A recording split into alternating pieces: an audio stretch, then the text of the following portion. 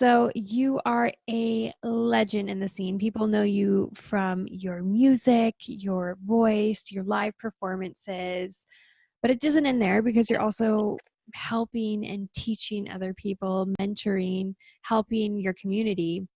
Before we dive into those projects, because I really want to touch on them, I'd love to hear your insight on how you feel touring has changed since you first began. Because, I mean, with social media and Uber and just so many things going on, it'd be really interesting to hear your take on how it's changed and how some things might still be the same.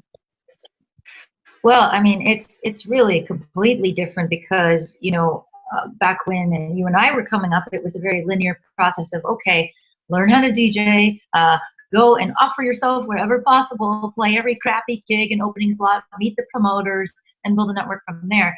And now we're kind of in this weird space where not only do people meet kind of online, so that changes things, but also there is no sort of prereqs for being a DJ or an artist these days. I mean, you can kind of download whatever software, you can pre-mix it in Ableton or pre-record. There doesn't seem to be as much of a mark of authenticity, I hate to say it, and it's because it's easier to fake it, quite frankly. And I think that, not to be negative, because I think there's a lot of great aspects, which I'll talk about in a second, but a lot of people, they take the easy way out in general in life, like we invented a lot of machines to make our lives easier, and that's why we're getting fatter. So I think in a way we're in this weird space where you can be a touring artist with absolutely no ability to truly perform or even make your own songs. And that has also changed the landscape of like how people are. I think that there's a certain default humility that you experience when you have to work your way up and when you are required to interact with other people. And now people kind of go from, instant SoundCloud stars to trying to do shows, and their vision of what a tour is supposed to be like is fueled by people like Diplo and those levels of artists who are pouring champagne in each other's mouths and taking private jets. And so it's a very weird thing for me now, as a veteran or whatever, whatever old name you want to call me, to come into a green room and interact with these people who are just kind of like, yeah, I got my Ableton mix and blah, blah, blah, blah, blah. And I do think that the good thing is that we've now reached this point of oversaturation where there's tons of people like that, and they're all updating their Instagrams. And now we're about to do that flip around where authenticity is craved. And that is why things like Vine got so popular, or live streaming, because people are like, this is something that has to be real. It's happening in the moment. I can see it. It's raw. So touring in that way has changed to be like, if I want to tour, I have to take more opportunities to be up close to my fans in advance. Like, just promoting it doesn't do anything. Putting a Facebook ad doesn't really do anything. What does a lot more than that is when I do a live stream with a performance, or if I do something raw and kind of from the heart, which is the great part about it. I think that now is finally the time where we don't have to put on the gloss because everyone else is doing it. So it's the standard. So when that becomes the standard, something new has to become the innovation. I so appreciate that you say that, because like you say, it's so much easier to access a lot of these programs and you can really fake it, but eventually that authenticity is going to be crucial. And if people see through that, and they will, say goodbye to those gigs. I mean, we really do have to set those standards and encourage one another to set those standards too, even just with, your artist fee, and not having to bring your gear every time you go to do a gig. So I really appreciate that you mentioned that. I'd really love to hear about your We Out Here project and the concept behind it. What's been happening with that? So, I mean, what hasn't changed in 2019, unfortunately, is the perception that women are less technical, less capable, and not, like, there's still this weird attitude that when people hear a really competent track produced by a woman, there's got to be some guy behind it. There has to be some story. It can't be real. And, as I'm sure you're familiar with, the concept that attractiveness and capability are mutually exclusive. For many years, I unknowingly contributed to that because I wanted to be taken seriously. So I wore these, giant raver pants, giant hoodies, very tomboy, very skater, because I wanted to be taken seriously. And I kind of got to this point where I realized, wow, by doing that, I am enforcing that myth. It should be okay for me to be attractive before a performance because I want to be and still expect to be respected. So, I think now at this point, I do post, the glamorous selfies and all the stuff that we have to do, but it's kind of part of my own point that it doesn't have to be like that. I can still be intelligent. I can still be capable. So We Out Here is a new network. It's kind of in the middle of being launched. We threw a launch party in August because I was moving to Spain for a year and I really wanted to get it off the ground first. And I really wanted to get the hype going. And now we're about to start releasing content. And the premise is like, women, we're people too. If you ever seen those Us magazines, celebrities, they take out the garbage. So we advertise our launch party with women, they're people too. They make dope beats. They teach people things. They say interesting stuff. And we had discussion panels, workshops, and live streamed the whole event with sets and everything like that. And I think that my philosophy on feminism is that, like everything else, it's very polarized right now. Politics are polarized. Everyone's extreme left, extreme right. Feminism is actually seen by a lot of young men who are, let's face it, still the backbone of the electronic music talking scene, as this very negative and very angry sort of thing. And it's a mismatch between the generations, I think. A lot of women my age and older are angry, justifiably so, about the way that they're treated. But yelling at younger guys about it is not the answer, because they didn't grow up with the same sexism. They don't really understand the context. And nobody wants to be yelled at for something they didn't do. To me, this is like the first step in them turning into these angry incel, like this new generation of entitled, weird gaming guys that don't leave their house. So part of my philosophy was, hey, what if we just start doing things? We start putting tutorials on the internet. I started doing that a while ago, and people would comment, I've never heard a woman's voice on a tutorial before. And so that really made me think, maybe we just aren't out here, and I looked, and the thing is, it's this self-fulfilling prophecy where women get tired of being questioned about doing their own technical stuff, so they don't want to put themselves out there and they don't want to subject themselves to that. But however, that means that there aren't any that people can watch and integrate into their philosophy of, oh wow, hey, I just took a production class with Illesha, and then it's not about, oh, there's a woman doing something. It's just it's just a thing. Like, they just learned something from me. So we started producing all the tutorials and content, DJ streams, typical stuff. And my spin on it was also to do comedy, because that is, to me, another really powerful way of bonding, connecting, and also taking away the power of negative commenters. You cannot make fun of me if I've already just made fun of myself, So we have a lot of really cool things that are about to launch. Some of them are fake product commercials for things like the voice tone vocoder and the pink noise generator.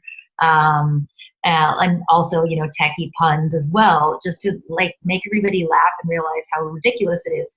There's one called the Manslater, which is like an Uber where you can order a guy to say the exact same thing that you just said so that other men will understand you. I know I'll send you those for a preview afterwards as well. There's one called Dex in the City, which is a full-on little sitcom episode about women producers and their horrible gear shopping habits and daily lives. And the point of that is that we're going to break up those tutorials and playlists by just putting them into the mix and showing ourselves as capable, funny, and cool people to hang out with. The point of it, hopefully, is that eventually the gender factor of it becomes obsolete and we're just a cool content network like anyone else. So there's a lot of really cool women that are already into this. Our first Dex in the City episode stars other artists like Maddie O'Neill and Megan Hamilton. The skits are also different artists I know. And yeah, we're talking to a lot of exciting companies that we've been working with, like Ableton has been super supportive, and some other stuff I can't yet talk about. But essentially, we hope to just be out here. And that's how the network was named. I asked my partner, Katie, what to call it. She said in 3 seconds, just be out here. That's the point. So yeah, that should be launching really soon. And hopefully people can watch it and just say, I took a class from her. I learned this and that from her. And then it just doesn't become a narrative anymore that women can't do things. That is so wonderful. I love that you're using a sense of humor about it too, because yeah, people can get really stuck in this really serious conversation and all this anger, and it just doesn't go anywhere. So I love that you're trying these new things out. I can't wait to see more of it. Cool. Um, I know you run one of the largest production discourse services, a free resource mentoring people of all ages from around the world. Where do you feel as artists we have this social responsibility to give back to our community? And can you share why mentoring is so important to you?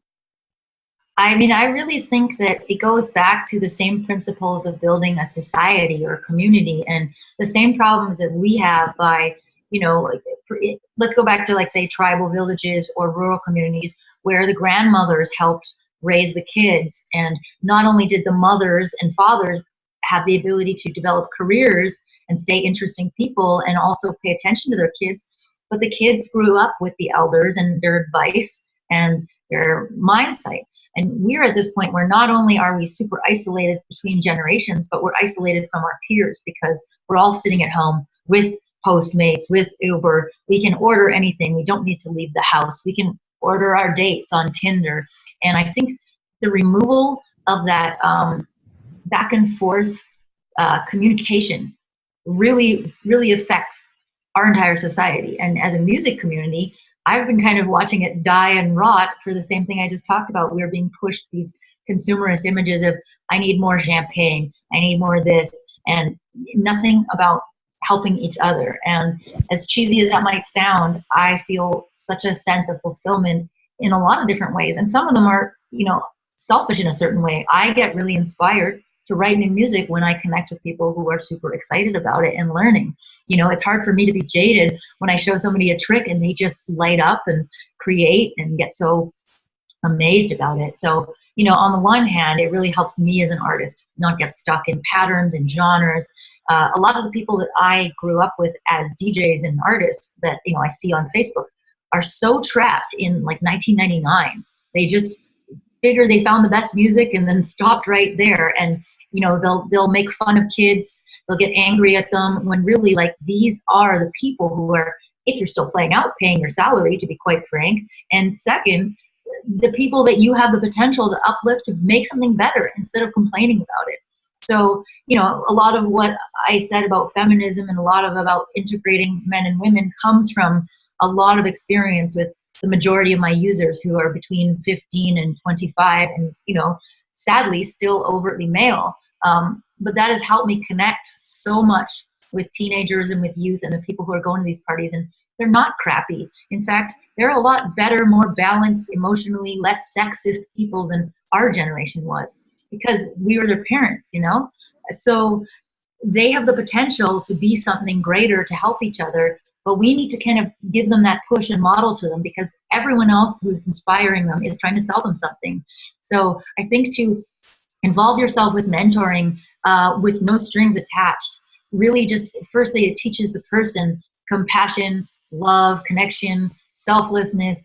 And second, it imbues them with this social responsibility of their own and a desire to create a community that's not just based around them. I really think that Facebook and all these me pages, I call them narcissist islands, they just really encourage people to just, oh, this is all about me. And if you remember all the old message boards, you couldn't go on a message board and say, hey everyone, this is what I ate for breakfast, look at a picture. Same thing as a house party. That guy gets kicked out or shunned to the side of the room. But somehow we're in this era where we just glorify our own daily activities as if we're all celebrities, and then we wonder why we feel so alone. So in my community, we all respect each other, we collaborate, we support each other. And I've really noticed some of these kids who were a little bit snarky changing a lot just from having that love and attention. Illesha, thank you so much for sharing your insight. And thank you for all you are doing to help our community. It is so important that we have examples like you. So we can't wait to share more of that with our viewers. For the rest of y'all that tuned into this podcast, make sure you let us know in the comments what insight she shared today that really stood out to you. Maybe something you want to start implementing in your career. Let us know how you're going to do that today.